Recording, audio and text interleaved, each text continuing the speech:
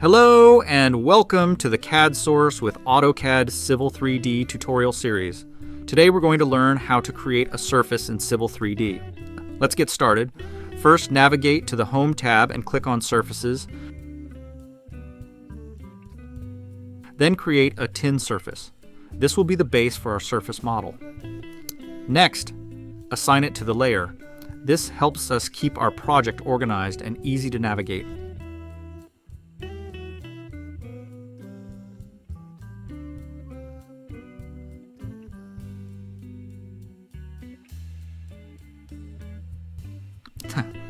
Now it's time to name your surface. You can name it anything you like, but it's best to keep it relevant to your project. Then again, go to Tool Space.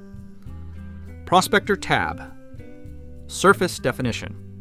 Add.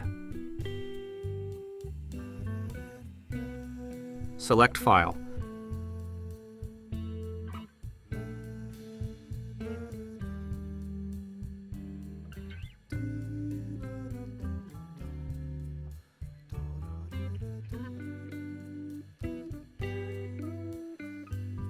Specify point file format.